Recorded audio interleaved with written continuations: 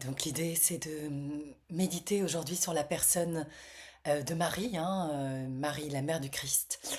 Voilà, on va articuler cette méditation, cette réflexion autour de ce personnage de la Bible qui est très riche déjà au niveau de la symbolique et qui peut nous donner des éléments pour travailler sur nous aujourd'hui et nous aider à aller vers une spiritualité incarnée. Donc on dit que Marie, hein, pour commencer avec le début de son histoire, Marie c'est le verbe incarné, c'est-à-dire que c'est la femme et la mère qui va dire oui au travail divin, qui va, euh, avant d'avoir Jésus, avant d'être enceinte de Jésus et de concevoir Jésus et de le mettre au monde, elle va faire un travail immense sur elle-même et elle va s'accomplir totalement pour réaliser la totalité de son être. Alors c'est très rare, c'est-à-dire que c'est une femme qui va avoir une maternité dans la pleine conscience. Elle va, avant de concevoir son fils, s'éveiller à travers tout un chemin évidemment spirituel. Elle va quelque part euh, élever sa conscience et tous les niveaux de conscience jusqu'à atteindre l'esprit, jusqu'à atteindre le niveau de l'esprit divin, de l'amour hein, et du verbe.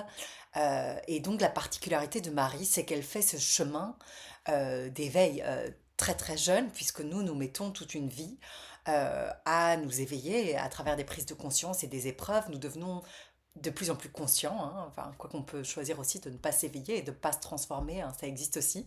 Mais donc, on a la possibilité de devenir de plus en plus conscient et de venir mettre de la lumière dans notre inconscient à travers des transformations qui vont nous être proposées en général à travers des épreuves, hein. Les épreuves vont nous être présentées pour nous aider à faire le chemin intérieur et pour dépasser en fait la personne qu'on est actuellement pour transcender les limitations et pour élever notre conscience. Alors, ce qu'il faut savoir aussi, c'est que Marie, on dit qu'elle est donnée très très jeune en tant qu'enfant au temple, hein, et que là, dans ce temple, vers 8-9 ans, elle va, on dit que les anges viennent la voir et qu'elle va aller vers son Seigneur d'une manière totale et d'une manière très directe et extrêmement belle.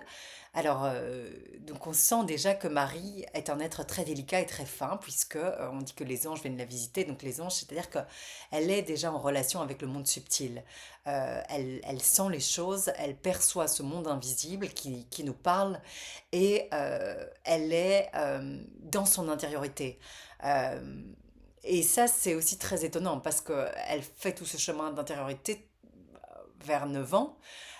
Et donc, elle va quelque part, tout au long de son adolescence, euh, accomplir la totalité de son être et mettre tout son inconscient en lumière pour devenir un être ou une jeune femme qui va entrer dans la pleine conscience, mais de manière très précoce, puisque nous mettons toute la vie pour faire ce chemin, et parfois certains ne le font même pas. Donc, elle entre dans la pleine conscience avant de concevoir. Et ça, évidemment, c'est sa particularité.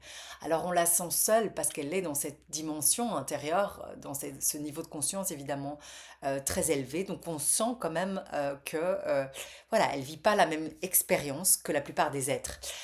Et puis, ben, bien plus tard vient l'annonce à l'ange qui va lui annoncer donc, qu'elle va avoir un fils, qu'elle va mettre au monde un fils. Et Marie va répondre à ça, ben, comment est-ce possible puisque je ne connais pas d'homme. Donc là aussi, de nouveau, on voit qu'il y a une dévotion immense chez cette âme, et en même temps, ça lui paraît complètement impossible puisqu'elle n'a pas de relation avec un homme, donc elle ne comprend pas. Donc on sent évidemment et on voit bien qu'elle ne vit pas du tout sa maternité comme la plupart des femmes, c'est-à-dire qu'elle est, on lui annonce, le monde invisible lui annonce par clairvoyance qu'elle va mettre au monde un fils. Donc elle est consciente avant sa conception de cette grande mission qui l'attend. Elle va mettre au monde un être éveillé. Et elle ne comprend pas puisqu'elle n'a pas de relation avec un homme. Et l'ange lui dit de ne pas avoir peur et que ce qui doit s'accomplir s'accomplira. Et Marie répond je suis la servante du Seigneur, qu'il me soit fait ainsi selon ta parole. Donc c'est très beau, on est déjà dans une dimension de la maternité très éveillée, très consciente. On sent chez Marie aussi un abandon presque total. Euh, et on voit aussi qu'elle suit déjà le plan de Dieu très très jeune. Elle n'est pas dans la volonté de l'ego.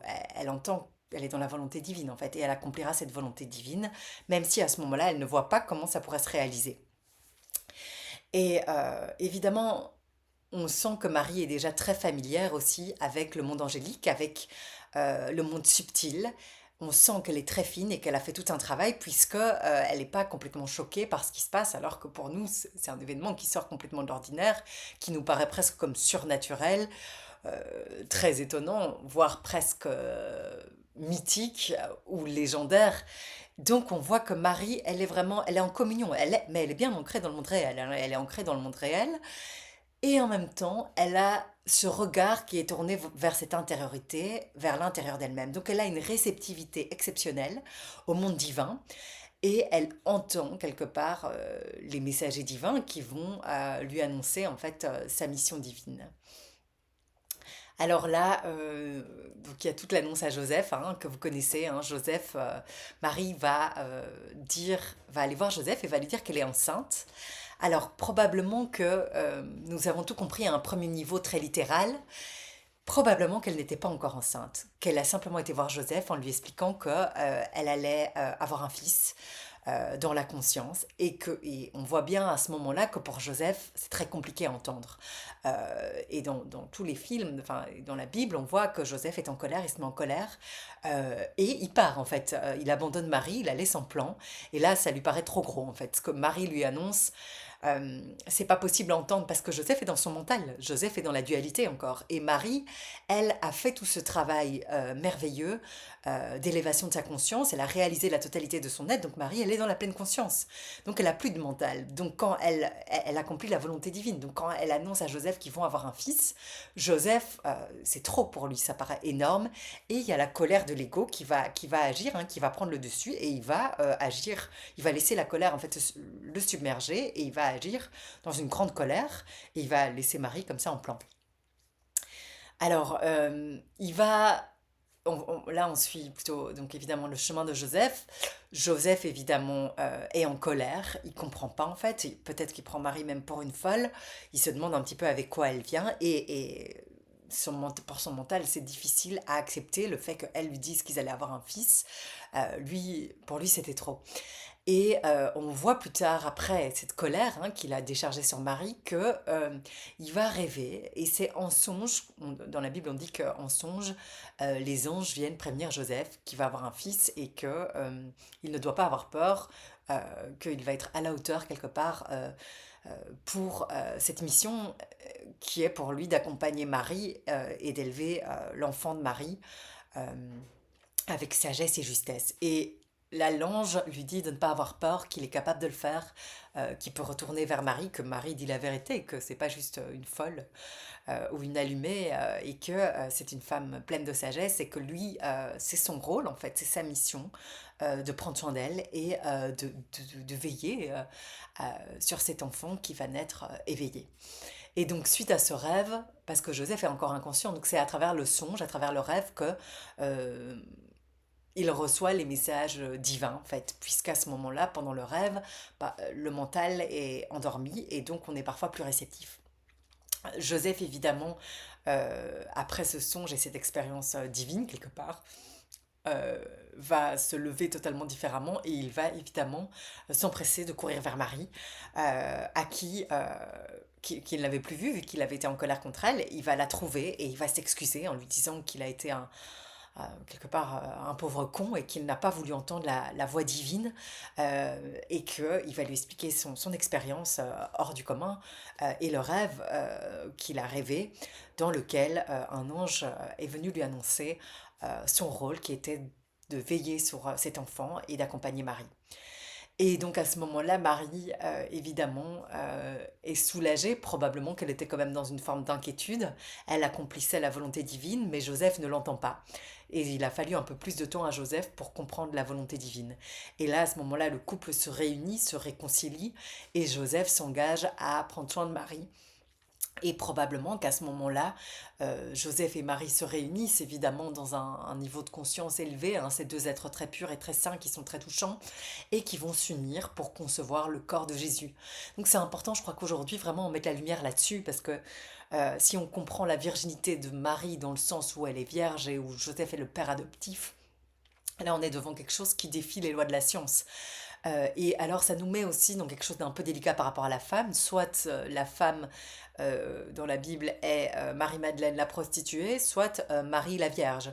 Donc c'est embêtant pour les femmes actuelles et pour la vision qu'on a de la femme de voir cette vision-là. Et je crois qu'aujourd'hui, l'humanité est prête à entendre quelque part une lecture plus profonde et plus symbolique. Donc quand on dit que Marie était enceinte, en fait Marie annonce qu'elle va être enceinte et qu'elle doit concevoir un fils avec Joseph.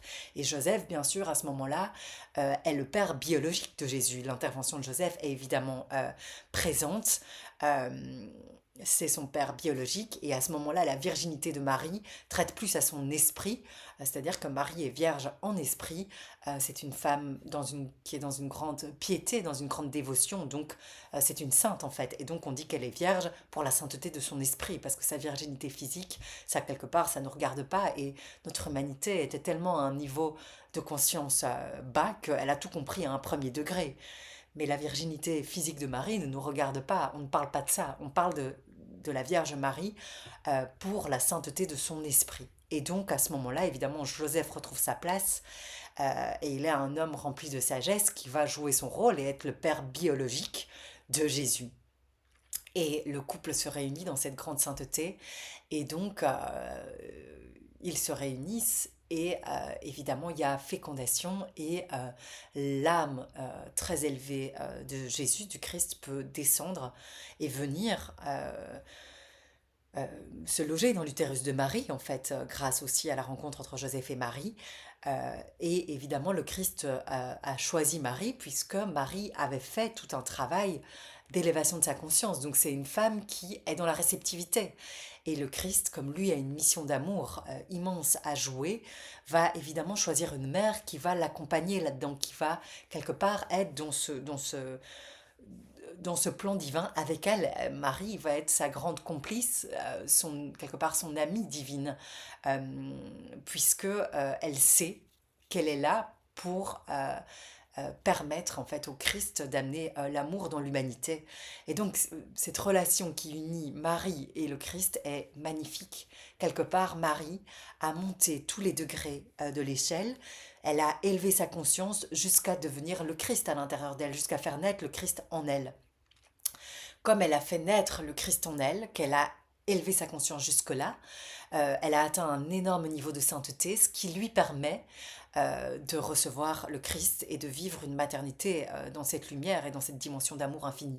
Et donc le Christ l'a choisi pour l'accompagner dans sa mission. Donc là, on est devant quelque chose de grandiose qui est vraiment totalement humain et divin. On est dans de l'humain divin, donc ces êtres vivent une expérience humaine totale avec toutes les inquiétudes, les peurs, les expériences qu'un être humain peut faire et en même temps il y a un plan supérieur et divin qui les accompagne. Et donc Joseph aussi fait partie de ce plan divin, hein, même si au départ lui la pilule était un peu difficile à avaler hein, parce que il était dans son mental et finalement il va comprendre que c'est sa destinée, c'est de prendre soin de Marie et de son enfant et de les accompagner et d'élever cet enfant illuminé en fait qui vient chez Marie. Donc ça, c'est vraiment une très belle histoire. D'ailleurs, dans l'histoire, Marie est sur l'âne, enceinte, hein, on voit Joseph qui accompagne Marie, et il va tenir l'âne à côté. Alors, il y a une symbolique profonde derrière. En fait, l'âne, ça représente la nature animale. Marie, grâce à son travail d'élévation de la conscience, a dompté sa propre nature animale. Donc, elle est sur l'âne. Parce qu'elle est dans la maîtrise d'elle-même, dans la sainteté, elle a dompté sa nature animale. Et Jésus est dans son ventre et Jésus est éveillé, donc Jésus a dompté sa nature animale. Joseph les accompagne et marche à côté puisque Joseph n'est pas encore totalement éveillé. Alors, à trois, ces êtres vont changer le cours de l'humanité et ils vont accomplir la volonté divine dans une grande humilité, dans une sagesse. Ils vont écouter la voix divine qui va les guider probablement qu'ils ont eu peur, probablement que euh, ils ont dû s'abandonner, que ça a dû être quand même une expérience qui a été très hors du commun, hein. Ça a dû les mettre quelque part en décalage par rapport aux autres. Mais ces trois êtres accomplissent le plan divin, la volonté divine. Et ils sont évidemment reliés dans une communion magnifique, hein, dans une communion grandiose. Et on sent que Joseph est un être fin, qui a beaucoup de sensibilité, beaucoup de sagesse, beaucoup de justesse. Et il accompagne Marie. Et ensemble, évidemment, ils vont mettre au monde Jésus, hein. Marie va accoucher.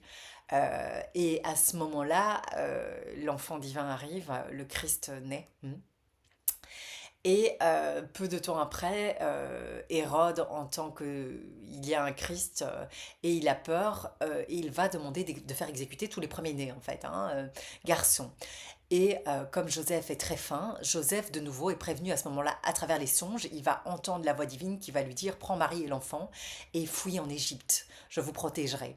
Et donc Joseph se réveille alors que Jésus est un petit enfant, un bébé, et il partage son expérience divine à Marie.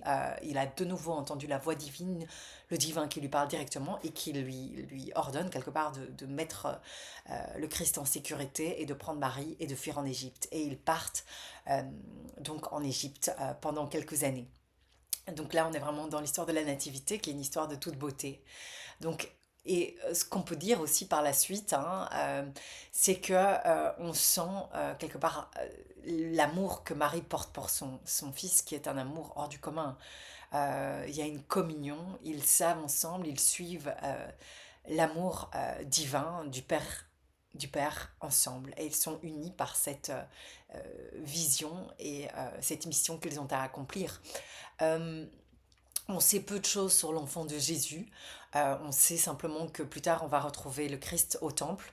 Alors là, donc, Marie cherche le Christ et Joseph, le Christ a 12 ans, et ils ne le trouvent pas, ils ne le trouvent nulle part. Donc ils sont inquiets évidemment parce qu'ils cherchent leur enfant, hein, et ils vont le retrouver au temple en train d'enseigner des vérités divines à d'autres prêtres. Bon, c'est très exceptionnel parce que évidemment le Christ a 12 ans et il est là en train d'enseigner avec des prêtres beaucoup plus âgés, évidemment, sur des vérités divines et sur le plan de Dieu. Et lui a été très peu instruit encore. Donc là, on voit déjà aussi que le Christ est une très vieille âme, qu'il a une connaissance qui vient vraiment de l'intérieur et une sagesse exceptionnelle à l'âge de 12 ans. Et Jésus va grandir et croître en sagesse, en amour. Il est élevé évidemment par ces deux êtres sages et purs qui essayent d'accomplir ce qui est juste, hein, et qui essayent d'entendre la voix divine, Marie et Joseph. Et le Christ va faire tout un chemin de conscience pour s'éveiller, pour retrouver sa nature divine. Et viendra après le ministère qu'on connaît évidemment de 30 à 33 ans où le Christ va enseigner les vérités divines et parler du royaume de Dieu, du royaume divin qui est en fait un état de présence, d'amour et de conscience qui est à l'intérieur de nous. Évidemment, on ne parle pas d'un royaume extérieur, on parle d'une conscience divine en nous, d'unité qu'on a à chercher ici dans cette vie. Et on a à nourrir toutes les belles vertus, les belles qualités divines à l'intérieur de nous pour faire grandir cette conscience d'amour et d'unité en nous. Évidemment, le ministère du Christ va être très court parce que les êtres humains à cette époque, il y a 2000 ans, n'étaient pas assez sages et assez réceptifs pour entendre en fait le message d'amour que le Christ est venu partager. Et donc malheureusement, très vite, il va rencontrer beaucoup d'adversité et il va être mis à mort, hein, humilié et crucifié, comme on le sait. Donc il va vraiment être sacrifié simplement parce que l'humanité n'était pas encore prête à rentrer dans cette dimension d'amour, de lumière et de compassion. Euh, Ce qu'on peut dire aussi, c'est que le Christ va vraiment briser tous les codes de l'époque, parce que contrairement à un prêtre dévoué du temple, il va parler à tous les êtres. En fait, il va voir le divin en chaque être, que ce soit dans la prostituée, dans le voleur, dans le prêtre à la synagogue, dans le pharisien. Il ne fait aucune différence entre les êtres et il est comme le soleil qui va rayonner sur tous les êtres et qui va briller, comme on dit, sur le gentil et le méchant, sur les justes et les injustes. Il ne fait pas de différence et il partage son rayonnement et sa conscience divine à tous les êtres. Donc évidemment, dans l'époque À l'époque, évidemment, c'était un être qui était complètement, qui va vraiment semer des troubles, hein. Ça, on a vraiment des preuves historiques que Jésus a été vraiment un être qui a semé le désordre, puisqu'il venait avec des idées très nouvelles, et avec l'idée évidemment qu'on a tous cette capacité en nous de nous éveiller et d'accomplir la volonté divine. Euh, et évidemment, le fait qu'il parle aussi à tout être et qu'il considère chaque être comme égaux, les bandits, les prostituées et les hommes de la loi, ça va évidemment avoir une grande influence et ça va déranger, hein. Il vient avec la vérité. Tous les êtres qui veulent continuer à faire quelque part n'importe quoi vont être dérangés par sa lumière, par sa vérité, puisque le Christ ramène chaque être à sa vérité, à son axe, et il guide chaque être pour l'aider à entendre la voix divine et pour qu'il accomplisse ce qui est juste. Donc voilà, alors Marie, tout au long de son ministère, son rôle est très discret, on n'en parle presque pas, mais on la sent très présente. Elle va accompagner son fils, elle sait que son fils est éveillé et elle connaît évidemment la mission d'amour du Christ. Et donc elle va l'accompagner. Je pense notamment à l'histoire du mariage. Il y a l'histoire où Jésus et Marie sont invités à un mariage et on vient trouver Jésus en disant le couple n'a plus de vin. Il n'y a plus de vin. Alors, évidemment, à un premier niveau, ça veut dire il n'y a plus de vin, mais on ne parle pas du tout de la boisson, là, on parle à un niveau beaucoup plus symbolique. Donc on parle du fait qu'ils n'ont plus de joie, ils n'ont plus de vin, c'est-à-dire ils n'ont plus de joie. Les époux ont quelque part un petit peu abîmé la relation et il n'y a plus de joie entre eux. La relation est abîmée.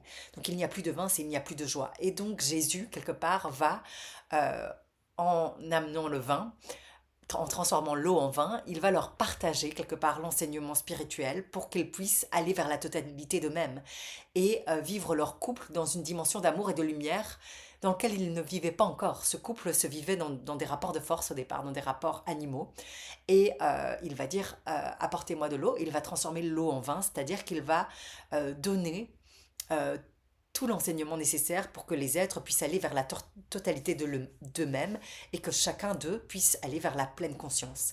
Et à ce moment-là, le couple est réjoui et le vin coule à flot puisque les deux êtres se sont transformés intérieurement et il peut vivre ce couple alors dans une joie et un amour nouveau, un amour éveillé qui va évidemment rendre le mariage réel et véritable et faire couler l'amour à flot. Et donc on dit que le vin coule à flot. Et à ce moment-là, Marie, c'est très intéressant, elle va dire aux serviteurs qui vont apporter l'eau pour la transformer en vin, faites tout ce qu'il vous dit. Donc on sent qu'elle va accompagner le Christ d'une manière très discrète, mais avec une présence euh, présente, aimante, et elle va aider le Christ à accomplir sa mission divine. Et elle va l'accompagner évidemment sur la croix aussi jusqu'au bout. Alors évidemment en tant qu'être humain, cette expérience a dû être terrible en tant que mère. Euh, Elle a dû être totalement bouleversée et ça a dû être terrible comme expérience humaine.